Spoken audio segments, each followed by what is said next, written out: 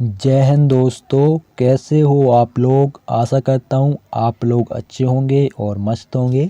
जैसा कि आप स्क्रीन पर देख रहे हो, यह पेपर एसएससी जीडी का प्रीवियस ईयर का पेपर है।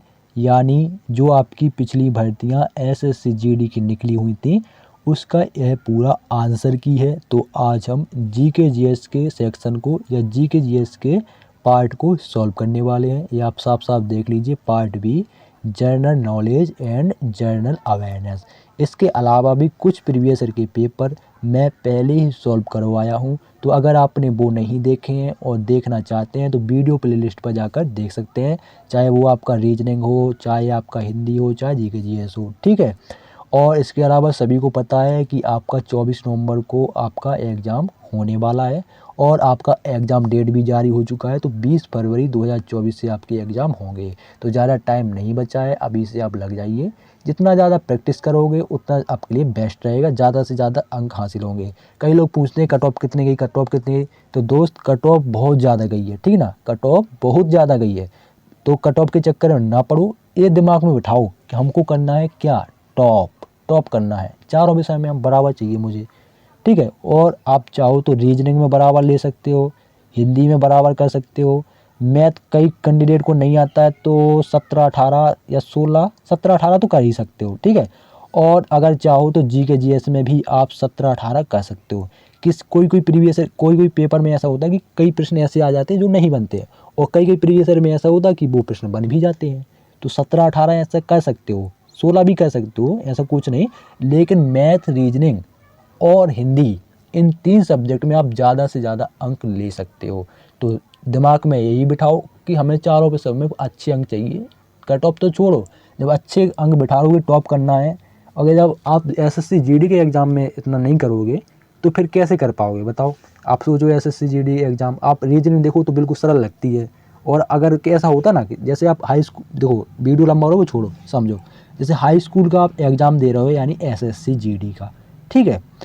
अभी आप एग्ज़ाम दे लो किसका, CHSL का, यानी 12वीं लेवल का ये एग्ज़ाम है।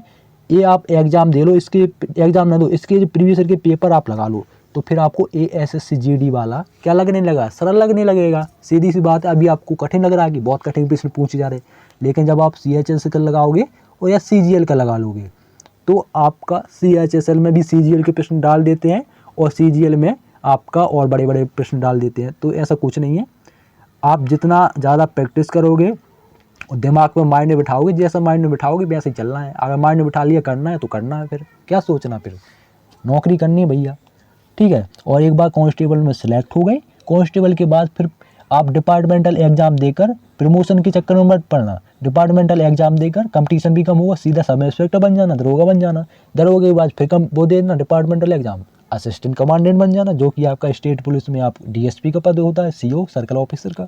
सीधी सी बात है। तो दोस्त चैनल को जरूर सब्सक्राइब कर लें। जितने भी आपके एसएससी जीडी के पुराने पेपर हैं प्रीवियस ईयर के, चाहे वो 2020 हो, चाहे 19 हो, चाहे 2022 हो, सभी के सॉल्व करेंगे निश्चिंत। तो चैनल को जरूर सब्सक्राइब करें। ये रहा आपका पहला प्रश्न।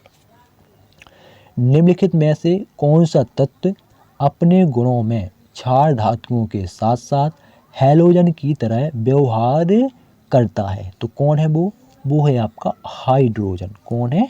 हाइड्रोजन, ठीक है। और ये जो हाइड्रोजन है भैया, ये पहले नंबर पर रखा गया है, ऑप्शन 4 बिल्कुल सही होगा, ठीक है। अगला देखो, अगला प्रश्न है आपका इकोनॉमी से है।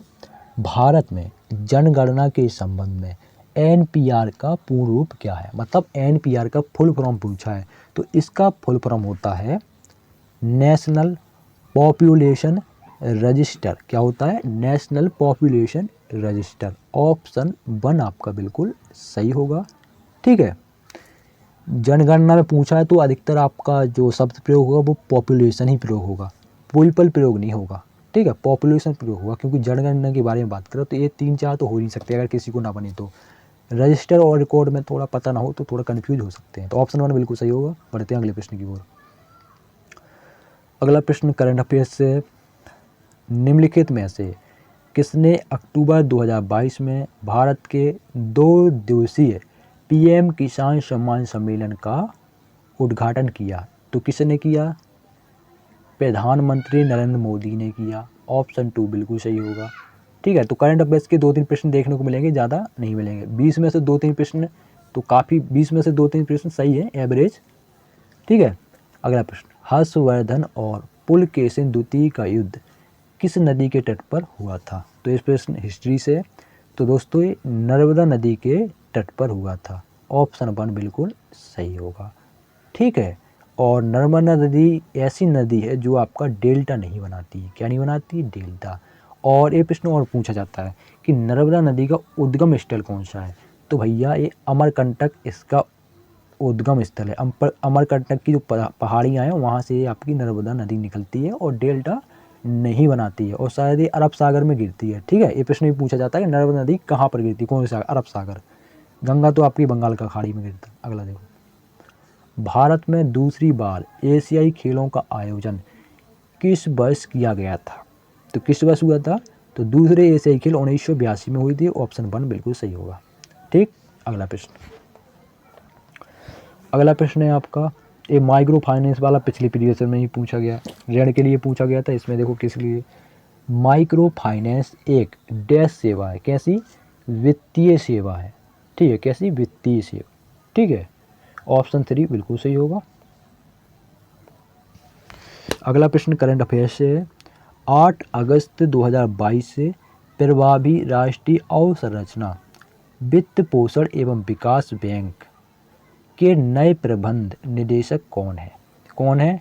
तो भैया उनका नाम है राज किरण राय। कौन है? राज किरण राय। ऑप्शन 4 बिल्कुल सही होगा। अगला प्रश्न, सागा दावा मुख्य रूप से सिक्किम में भारत के निम्नलिखित में से किस समुदाय द्वारा मनाया जाता है? ठीक है, तो किस समुदाय द्वारा मनाया जाता है? ये दोस्तों जो आपका सागा दावा है ये आपका बौद्ध, किसके लिए? बौद्ध धर्म के लोगों के। तो ऑप्शन 2 आपका बिल्कुल सही होगा, बौद्ध धर्म।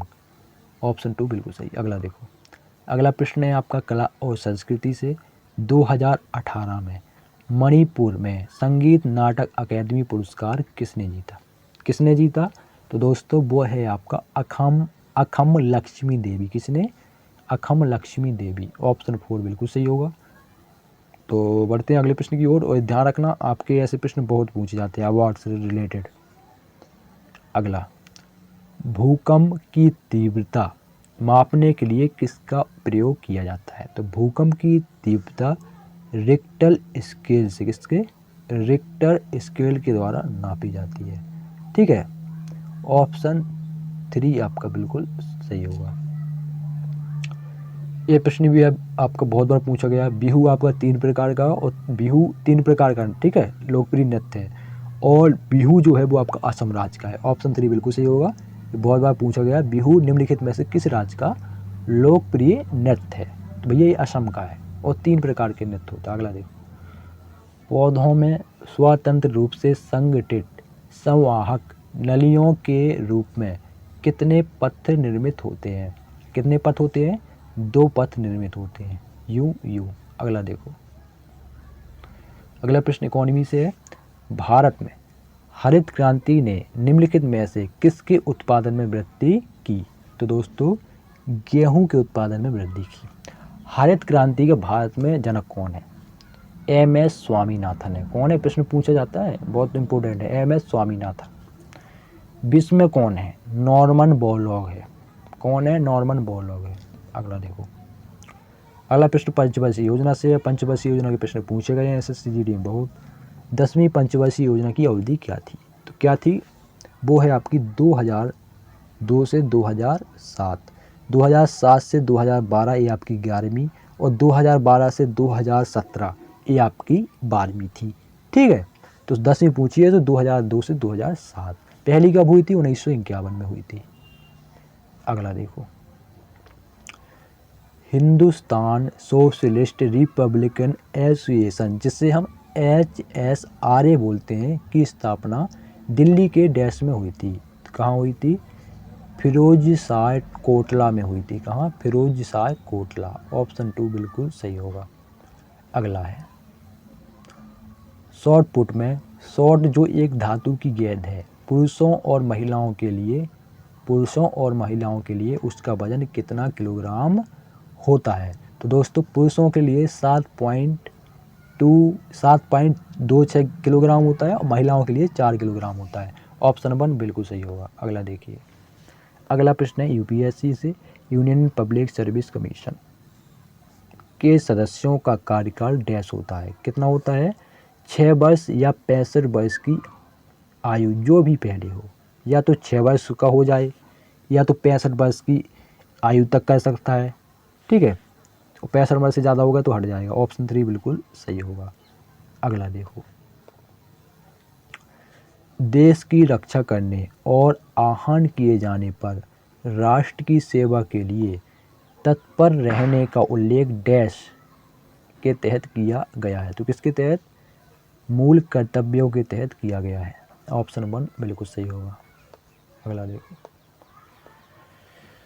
मिशन इंद्रधनुष का अंतिम लक्ष्य डैश वर्ष की आयु तक के बच्चों के लिए सभी उपलब्ध टीकों के साथ पूर्ण टीकाकरण सुनिश्चित करना है। तो कितने वर्ष? 2 वर्ष की, कितने? 2 वर्ष की आयु तक के बच्चों। ऑप्शन 3 बिल्कुल सही होगा। अगला, कौन सा क्षेत्र भारत में लगभग 60% औषधालय, क्या औषधालय चलाता है? तो कौन सा क्षेत्र है? निजी क्षेत्र है। ऑप्शन 4 बिल्कुल सही होगा। ठीक है, तो ये थे आपके प्रश्न जो कि आपका एसएससी जीडी में पूछे गए थे। वीडियो कैसा लगा कमेंट बॉक्स में ज़रूर बताएं। अच्छा लगा हो वीडियो को लाइक करें, शेयर करें, चैनल को भी सब्सक्राइब कर लें ताकि सबसे पहले नोटिफिकेशन आप तक पहुंच पाए। इसके अलावा आपके डेली प्रीवियस ईयर के पेपर मेरे चैनल पर चलेंगे तो ज़रूर आप विज़िट करें और देखें, और आपके लिए बहुत ही हेल्पफुल रहेंगे। इसके अलावा सभी को पता है 20 फरवरी से एग्ज़ाम है, और जब आपका एग्ज़ाम हो जाएगा फिर आपका एक वैकेंसी और है, वो आपका अगस्त में है, लेकिन टारगेट आपको इसी को करना है। वो तो आपकी है ही वैकेंसी, लेकिन टारगेट आप इसी में करना है। ठीक है, और वो आपकी टेंटेटिव वैकेंसी है। ठीक है, उसका जो समय है वो आगे पीछे भी हो सकता है, लेकिन ये जो आपका वैकेंसी है इसका समय फिक्स है। और आपका ये भी टेंटेटिव है लेकिन फिक्स ही है। ठीक है, और टाइम ज़्यादा नहीं बचा है। लास्ट नवंबर चल रहा है, दिसंबर, जनवरी, फरवरी में एग्ज़ाम है, तो ज़्यादा टाइम नहीं बचा है। ठीक है।